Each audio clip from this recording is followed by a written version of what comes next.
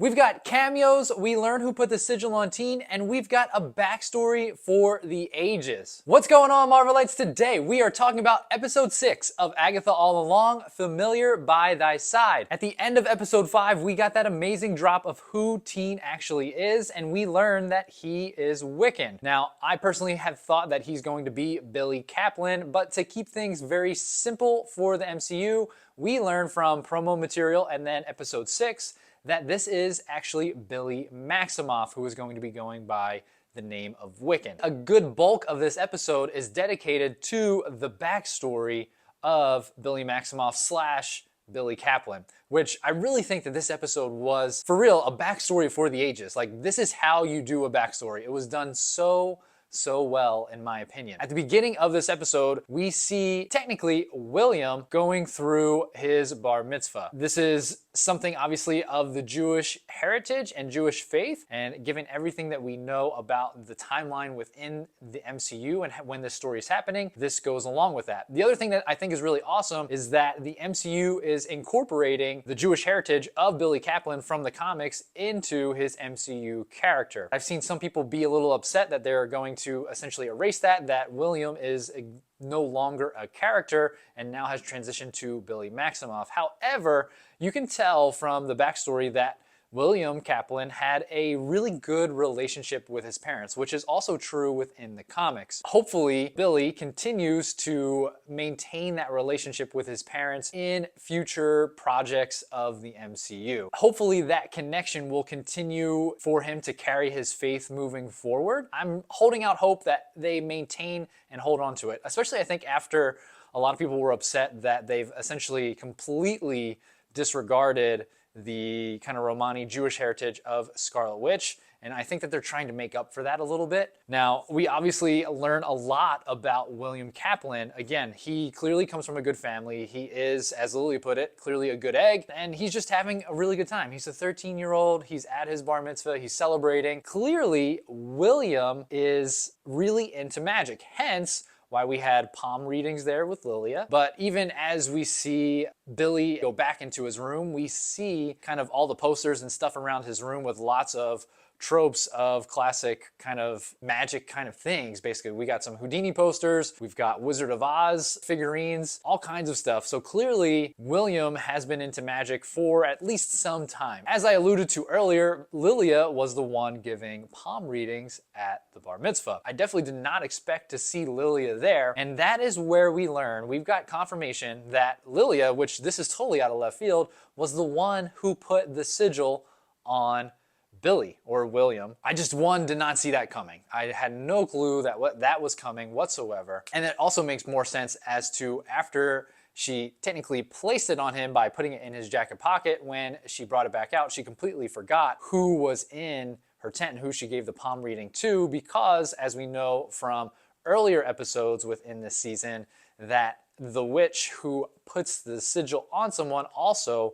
completely forgets. This could also be the reasoning as to why Wanda was unable to find Billy in Multiverse of Madness, because at the end of this episode, when Agatha is talking with Billy, she says a specific line that any witch with a beating heart can now find him. Basically, Wanda's alive. It's been alluded to that she died. We know that she's alive and around. The MCU has pretty much hinted at this, but she's either unconscious or she has some sort of amnesia after what she went through. And I'll talk about a storyline that I think the MCU might lean into potentially in future projects based on that info. We learn that they had to leave the bar mitzvah early because the town of Eastview has been affected by the entire hex that Wanda has put on Westview, but people really aren't entirely sure what was going on. In fact, they said that whole thing was like an Avengers kind of like training exercise. So they're hiding the fact of like what Wanda actually did. We see that his parents and William get into an accident, and unfortunately William dies. At that very moment is exactly when the hex started to come down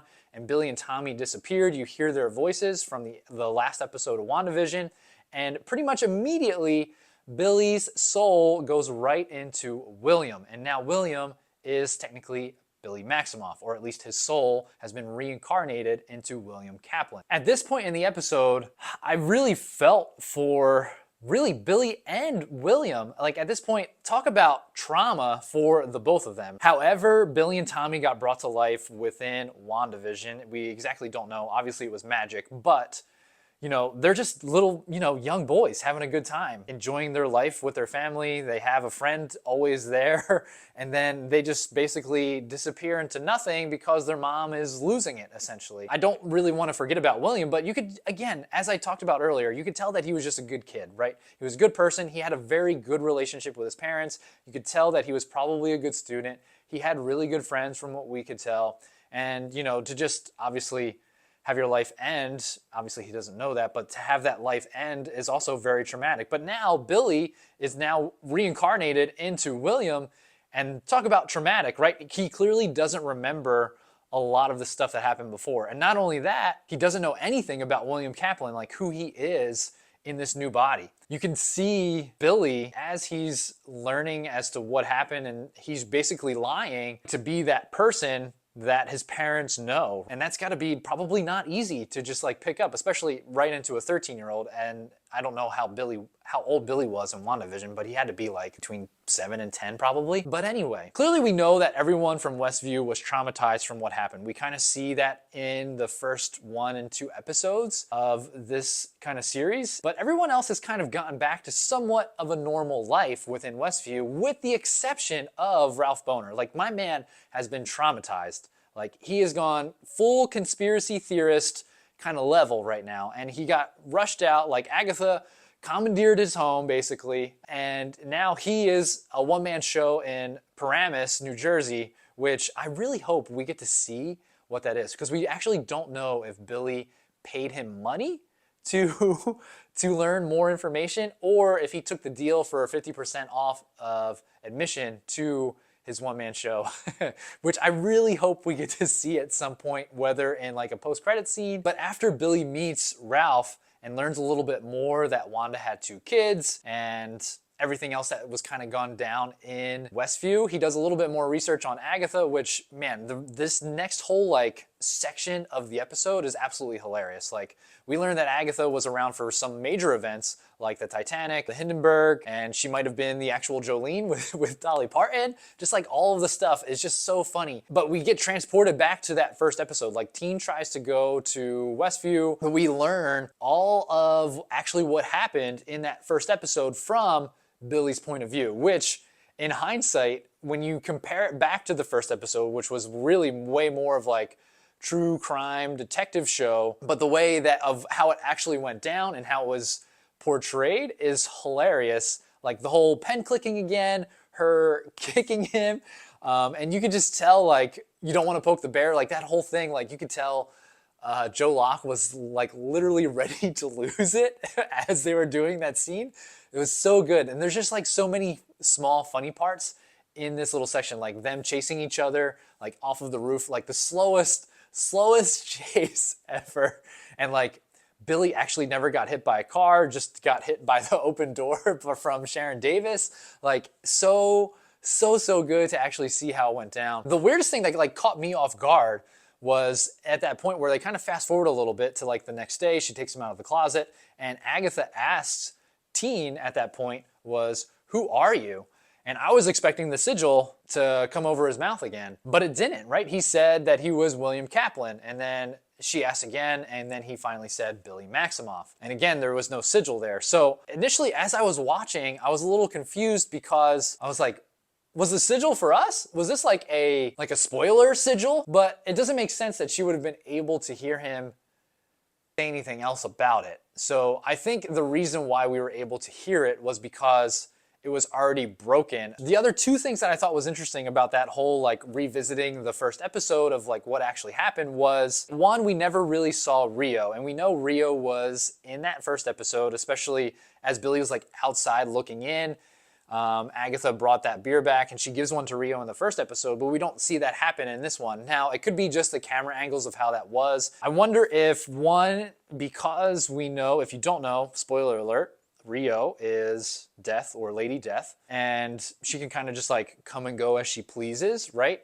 And if that's what we were seeing. Or I really wonder if Rio was even there in that first episode, or if it was something that Agatha was also imagining. The other thing that I thought was interesting is that in the first episode, it seemed like when Billy was doing that spell to break Agatha out of hers, that was what kind of like helped her get out. And we didn't really see that happen in this episode.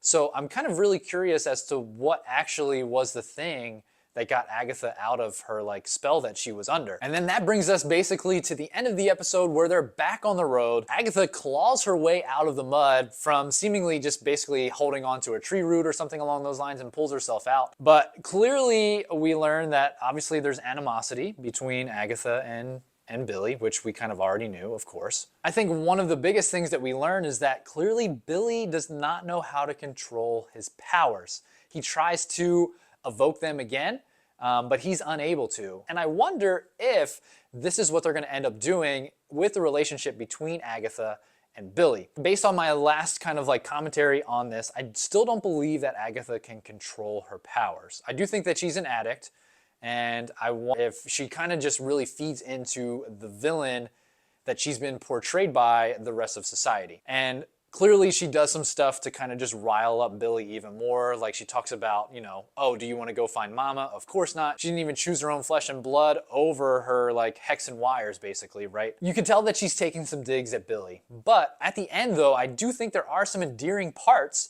to Agatha where she was like, it's really nice to see you again, Billy. So I really wonder if, I think that we're gonna end up finding at the end of this series that Agatha, even though she is quote unquote the villain of this series, is really not a villain and actually does have the possibility of being nice, or that she can be good, which, you know, she's kind of hinted at and said multiple times before. She may not always have the best relationship with Billy, just given their past relationship together. But I wonder if she's going to end up becoming a mentor to Billy to help him learn how to control his powers, kind of similar to what they've done in the comics where Agatha was a mentor to Scarlet Witch. So in the MCU, instead of being Scarlet Witch, she's going to mentor Billy. And I wonder if that's maybe sort of what's happening in some of those like previews that we've seen in trailers where it looks like they're in like an isolation room or in a hospital or something along those lines, and Agatha's like grabbing Billy's head, because we haven't seen that happen yet, and I wonder if that's partly some of, you know, what's going to happen potentially moving forward. I would be interested to see that, because ultimately one thing that I think we're going to see happen is we've obviously learned now that Billy doesn't want to find Wanda. We learned that Billy wants to find Tommy. He knows that Tommy's out there somewhere, or at least his soul is, but he just can't figure out where it is. So that is what Billy wants, and that is why he's on the road. I do think that we are going to get some form of Tommy at some point in this, by the end of this series potentially, and what they're going to end up doing is Vision Quest, which is, you know, going to happen supposedly, that we are now going to have Billy and Tommy going out and trying to find Vision. And then ultimately it's going to be Billy, Tommy, and Vision going to find Wanda in one of those future Avengers Doom movies moving forward. Now, I do wonder if they're going to use the storyline of the Children's Crusade within a future Avengers or a future like Doom movie, like Doomsday potentially. Who knows? In the storyline of Avengers Children's Crusade, basically Wanda lost her shit, went crazy, and basically left the Avengers, and she was nowhere to be found for a while. Essentially, Wanda has amnesia, and she doesn't necessarily believe that she's the Scarlet Witch and or has all these different powers. She ends up with Doctor Doom, and she's basically going to marry Doctor Doom. And in that story, Billy and Tommy are convinced that the Scarlet Witch is their mother, and they go looking for Wanda. I truly thought this was another amazing episode. I love this from like an origin story kind of background story. I thought it was so well done. Obviously this was, I think, the longest episode within Agatha All Along. It happened so quick, but we learned so much. It was just so good. It might be my favorite episode of the entire series so far. Let me know your thoughts, your theories, your comments. Please put them down below. If you're still watching and you made it this far, I truly appreciate it. And if you want to be part of a great Marvel community and you want more content just like this, make sure you hit that like and subscribe button down below. Share this with a friend, leave a comment, do all the things. And until the next Agatha episode, Excelsior.